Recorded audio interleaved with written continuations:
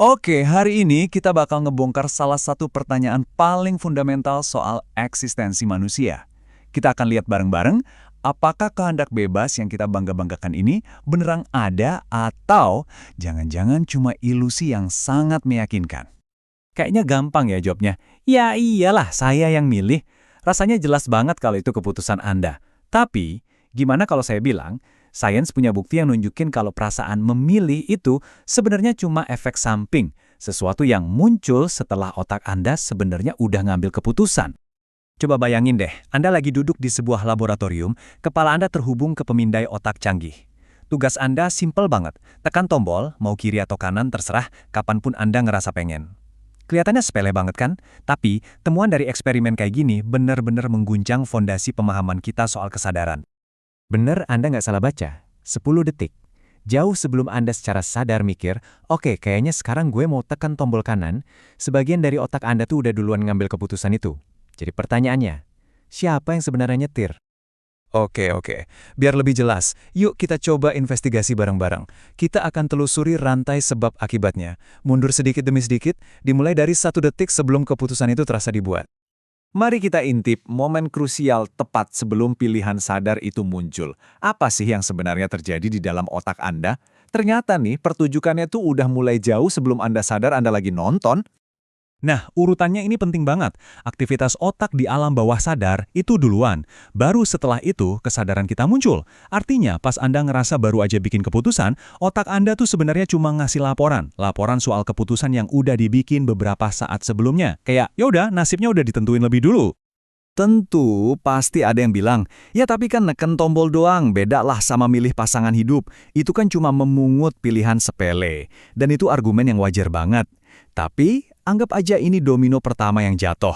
Sekarang, kita akan mundur lebih jauh lagi buat lihat domino-domino lain yang udah berbaris rapi di belakangnya. Nah, sekarang ayo kita tarik mundur lagi kameranya. Jauh, lebih jauh lagi. Dari yang tadinya cuma hitungan detik, sekarang kita lihat rentang menit, hari, tahun, bahkan ribuan tahun. Kita bakal lihat gimana rentetan domino biologis dan lingkungan ngebentuk otak yang pada akhirnya bikin pilihan itu. Coba dibayangin ini. Keputusan seorang hakim soal bebas bersyarat itu bisa tergantung sama dia udah makan siang atau belum. Atau bau nggak enak di sebuah ruangan bisa ngubah penilaian moral Anda.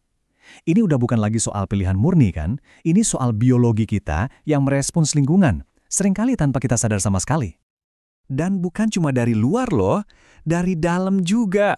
Otak Anda tuh setiap saat kayak lagi direndam dalam koktail hormon. Tingkat stres Anda, testosteron, atau oksitosin, semuanya lagi ngubah cara Anda mikir dan bertindak. Dan itu semua terjadi di balik layar kesadaran Anda.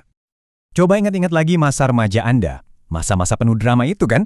Nah, periode itu krusial banget karena bagian otak yang ngurusin kontrol impuls, korteks frontal, itu masih dalam tahap pembangunan. Jadi pengalaman yang Anda alamin waktu itu, yang seringnya di luar kendali Anda, secara harfiah ikut ngebentuk arsitektur otak yang Anda pakai buat ngambil keputusan hari ini. Kita mundur lagi ya ke masa kecil. Nah, ini lebih fundamental lagi. Semua aspek lingkungan awal Anda yang jelas-jelas nggak bisa Anda pilih, itu yang ngebangun fondasi sirkuit saraf di otak Anda sekarang. Anda kan nggak milih fondasi rumah Anda kan? Terus, tentu aja ada yang namanya lotre genetik. Anggap aja gen Anda itu cetak biru buat berbagai macam potensi, bukan takdir. Tapi yang nentuin cetak biru mana yang bakal dibangun, itu lingkungan, yang sekali lagi juga nggak Anda pilih. Dan ini yang lebih gila lagi, pengaruhnya bahkan bisa ditarik mundur jauh sebelum Anda lahir. Apakah nenek moyang Anda petani padi, yang kerja bareng-bareng, atau penggembala yang mandiri? Percaya atau enggak, cara hidup kuno ini membentuk nilai-nilai budaya yang turun-temurun dan masih mempengaruhi cara otak Anda bekerja hari ini. Jadi, kebayangkan polanya, dari aktivitas otak sesaat, hormon, masa kecil, gen sampai ke nenek moyang Anda. Ini persis kayak metafora kura-kura terus sampai ke bawah. Setiap kali kita nemu satu penyebab, ternyata di bawahnya ada penyebab lain lagi. Rantainya nggak putus-putus. Jadi, pertanyaannya jadi simpel. Kalau semuanya adalah hasil dari sebab akibat yang berantai kayak gitu, terus di mana celahnya buat kebebasan? Di mana ruang buat kehendak yang benar-benar bebas? Nah, ada beberapa orang yang coba nyari jalan keluar di fisika. Mungkin katanya di dunia kuantum yang serba acak itu, atau di teori kekacauan, ada celah buat kehendak bebas kita nyempil. Kalau nggak semuanya bisa diprediksi, mungkin disitulah kebebasan kita bersembunyi. Ini ngebawa kita ke sebuah konsep penting yang namanya keberuntungan konstitutif. Gampangnya gini, semua yang ngebentuk diri Anda, gen Anda, orang tua Anda, budaya tempat Anda lahir, itu semua hasil undian. Anda nggak punya kendali sama sekali atas itu semua. Tapi coba deh pikirin, kalau sebuah tindakan itu murni acak, kayak lemparan dadu kuantum di otak, apa itu bisa disebut pilihan bebas? Atau itu cuma jenis lotre yang beda aja? Ganti takdir sama keacakan, itu nggak ngasih kita kendali kan? Oke. Saya tahu ini semua kedengarannya berat banget dan mungkin agak bikin gak nyaman ya. Kalau gitu, terus apa gunanya semua ini? Apa moralitas jadi nggak ada artinya? Kita bahas yuk, apa implikasinya? Nah, ada argumen umum yang coba menengahi ini. Dibilang gini nih, kita mungkin nggak bisa ngontrol hasrat kita, tapi kita bisa ngontrol tindakan kita. Tapi, disitulah argumennya mulai goyah. Karena sains nunjukin kalau kapasitas buat ngendaliin diri, kemampuan buat milih nggak ngelakuin sesuatu, itu sendiri adalah produk biologi dan lingkungan. Otak yang punya kontrol diri yang bagus itu dibangun, bukan dipilih secara bebas.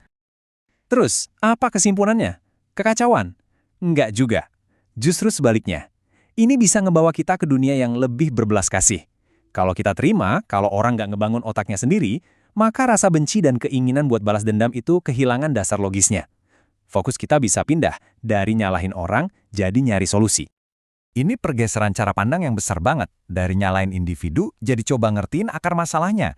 Kalau kita nggak nyalahin badai karena udah bikin kerusakan, gimana seharusnya kita mandang kerusakan yang disebabkan oleh manusia? Mungkin dari sanalah jalan menuju dunia yang lebih rasional dan penuh ulas asih bisa kita mulai.